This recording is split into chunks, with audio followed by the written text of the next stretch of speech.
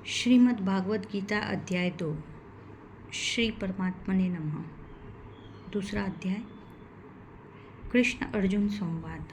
संजय बोले कि पूर्वोक्त प्रकार से करुणा करके व्याप्त और आंसुओं से पूर्ण तथा व्याकुल नेत्रों द्वारा शोक युक्त उस अर्जुन के प्रति भगवान मधुसूदन ने यह वचन कहा, हे अर्जुन, तुमको इस विषम स्थल में यह अज्ञान किस हेतु प्राप्त हुआ? क्योंकि यह न तो श्रेष्ठ पुरुषों के आचरण किया गया है, न स्वर्ग को देने वाला और न कीर्ति को करने वाला है। इसलिए हे अर्जुन, नपुंसकता को मत प्राप्त हो और यह तेरे योग्य नहीं। हे पर तब तुच्छ हृदय की दुर्बलता को त्याग कर युद्ध के लिए खड़ा हो। तब अर्जुन बोले कि हे मधुसूदन, मैं रणभूमि में भीष्म पितामह और द्रोणाचार्य के प्रति किस प्रकार युद्ध करूंगा, क्योंकि ये अरिसूदन वे दोनों ही पूजनीय हैं। इसलिए इन महानुभावों गुरुजनों को न मारकर इस लोक में भिक्षा का अन्न भी भोगना कल्याणकारक समझता हूँ, क्योंकि गुरुजनों को मारकर भी इस लोक में रुधिर से सने हुए अर्थ और काम रूप भोगों को ही तो करना श्रेष्ठ है। अथवा यह भी नहीं जानते कि हम जीतेंगे या हमको वे जीतेंगे। जिनको मारकर हम जीना भी नहीं चाहते, वे धृतराष्ट्र के पुत्र हमारे सामने खड़े हैं। इसलिए कायरता रूप दोष करके उपहत हुए स्वभाव वाला और धर्म के विषय में मोहचित हुआ मैं आपको पूछता हूँ, जो कुछ निश्चय किया हुआ कल्याणकारक साधन हो वह मेरे लिए कहिए, क्योंकि मैं आपका शिष्य हूँ। इसलिए आपके शरण में मेरे को शिक्षा दीजिए, क्योंकि भूमि में निष्कंटक धन्य धान्य संपन्न राज्य को और देवताओं के स्वामीपने को प्राप्त होकर भी मैं इस उपाय को नहीं देखता हूँ, जो कि मेरी इंद्रियों को सुखाने वाले शोक को दूर कर सके। संजय बोले, हे राजन, निद्रा को जीतने वाले अर्जुन अंतर्यामी श्री कृष्ण महाराज के प्रति इस प्रकार कहकर फिर गोविंद भगवान से युद्ध नहीं करूँगा ऐसे स्पष्ट कहकर चुप हो गए। इस उपरांत भरतवंशी धृतराष्ट्र अंतर्यामी श्री कृष्ण महाराज के दोनों सेनाओं के बीच में उस शोकायुक्त अर्जुन को हंसते हुए से यह वचन कहे, हे अर्जुन, तू न शोक करने के योग्यों के लिए शोक करता है और पंडितों के से वचनों को कहता है, परंतु पंडित जन जिनके प्राण चले गए हैं उनके लिए और जिनके प्राण नहीं गए हैं उनके लिए भी शोक नहीं करते हैं, क्योंकि आत्मा नित्य है। इसलिए शोक करना अयुक्त है।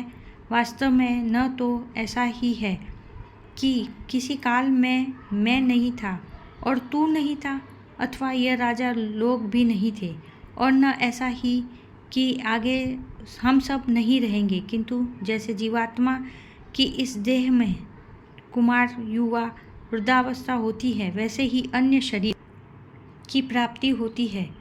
उस विषय में धीर पुरुष नहीं मोहित होता।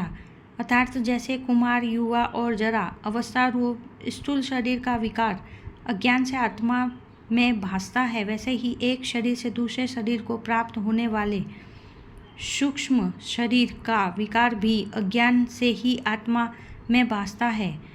इसलिए तत्व को जानने वाले धीर पुरुष इस विषय में नहीं मोहित होते।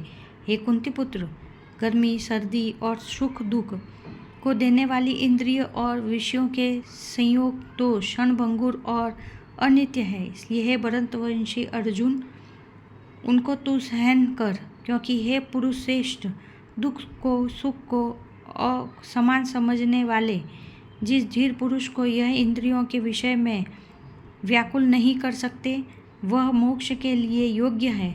और हे अर्जुन, असक्त वस्तु का तो अस्तित्व नहीं है और सत का अभाव नहीं है। इसलिए इस प्रकार इन दोनों का ही तत्वज्ञानी पुरुषों द्वारा देखा गया है।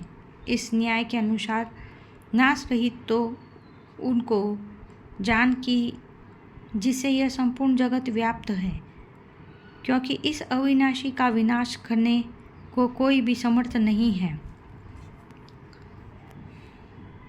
और इस नाश रहित अप्रमेय नित्य स्वरूप जीवात्मा के यह सब शरीर नाशवान कहे गए हैं।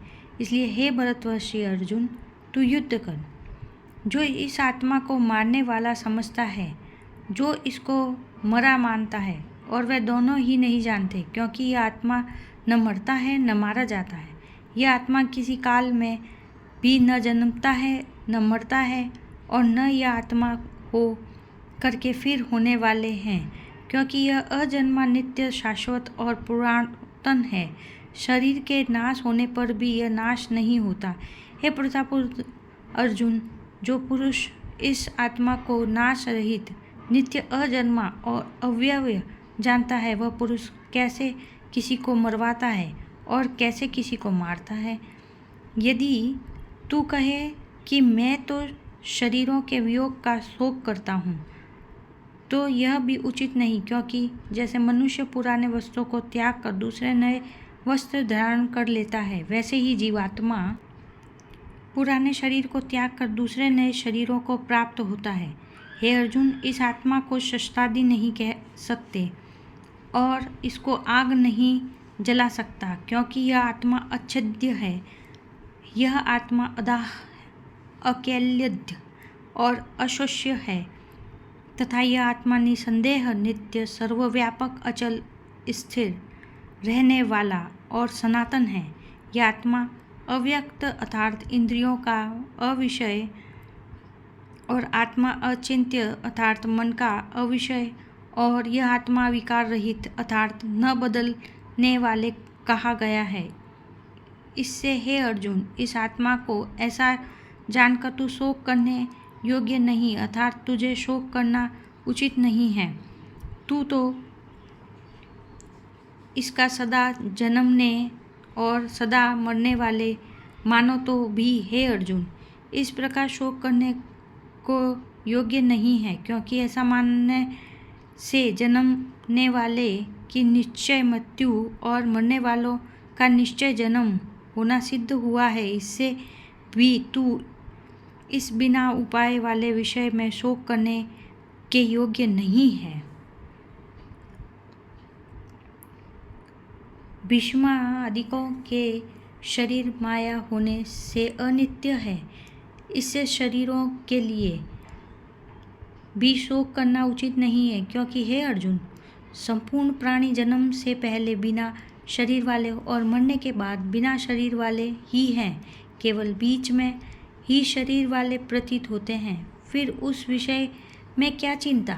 हे अर्जुन, यह आत्म तत्व बड़ा गहन है, इसलिए कोई महापुरुष भी इस आत्मा को आश्चर्य की तरह देखता है, और वैसे ही दूसरा कोई महापुरुष ही आश्चर्य की तरह इस तत्व को कहता है, और दूसरा कोई इस आत्मा को आश्चर्य की तरह सुनता है। कोई कोई सुनकर भी आत्मा को नहीं जानता। हे अर्जुन, यह आत्मा सबके शरीर में सदा ही अवध्य है, इसलिए संपूर्ण भूत प्राणियों के लिए तू शोक करने के योग्य नहीं है, और धर्म को देखकर भी तू भय करने के योग्य नहीं है, क्योंकि धर्मयुक्त युद्ध में बढ़कर दूसरा कोई कल्याणकारक कर्तव्य क्षत्रिय के लिए नहीं है। हे पार्थ, अपने आप प्राप्त हुए और खुले हुए स्वर्ग के द्वार रूप इस प्रकार के युद्ध को भाग्यवान क्षत्रिय लोग ही पाते हैं, और यदि तू इस धर्मयुक्त संग्राम को नहीं करेगा तो सर्वधर्म को और कीर्ति को खोकर पाप को प्राप्त होगा, और सब लोग तेरी बहुत काल तक रहने वाली अपकीर्ति को भी कथन करेंगे, और वह अपकीर्ति माननीय पुरुषों के लिए मरण से भी अधिक बुरी होगी, और जिनके तू बहुत माननीय होकर भी तुच्छता को प्राप्त होगा। वह महारथी लोग तुझे भय के कारण युद्ध से उपराम हुआ मानेंगे, और तेरे वैरी लोग तेरे सामर्थ्य की निंदा करते हुए बहुत से न कहने योग्य वचनों को कहेंगे। फिर भी उससे अधिक दुख क्या होगा। इससे युद्ध करना तेरे लिए सब प्रकार से अच्छा है, क्योंकि या तो मर कर स्वर्ग को प्राप्त होगा अथवा जीत कर पृथ्वी को भोगेगा। इससे हे अर्जुन, इस युद्ध के लिए निश्चय वाला होकर खड़ा हो। यदि तुझे स्वर्ग और राज्य की इच्छा न हो तो भी सुख दुख, लाभ हानि और जय पराजय समान समझकर उसके उपरांत युद्ध के लिए तैयार हो। इस प्रकार करने से तू पाप को प्राप्त नहीं होगा।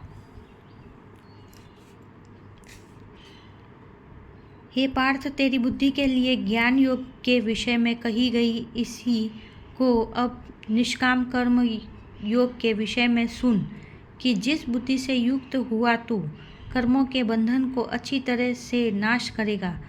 इस निष्काम कर्म योग में आरंभ तथा बीज का नाश नहीं है और उल्टा फल रूप दोष भी नहीं है। इसलिए इस निष्काम कर्म योग रूप धर्म का थोड़ा भी साधन जन्म मृत्यु रूप महान भय से उद्धार कर देता है। हे अर्जुन, इस कल्याणकारी मार्ग में निश्चयात्मक बुद्धि एक ही है और अज्ञान पुरुषों की बुद्धियाँ बहुत भेदने वाली है, अनंत होती है।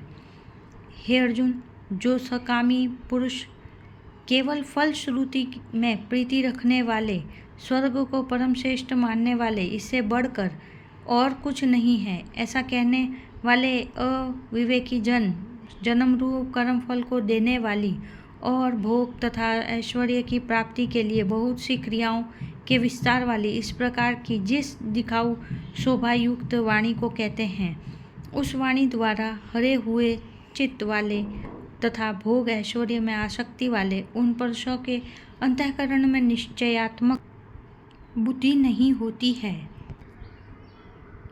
इति श्रीमद्भागवत रूपी उपनिषद एवं ब्रह्म विद्या तथा योग शास्त्र विषयक श्री कृष्ण और अर्जुन के संवाद में सांख्य योग नामक दूसरा अध्याय, यह पार्ट 1 है। धन्यवाद।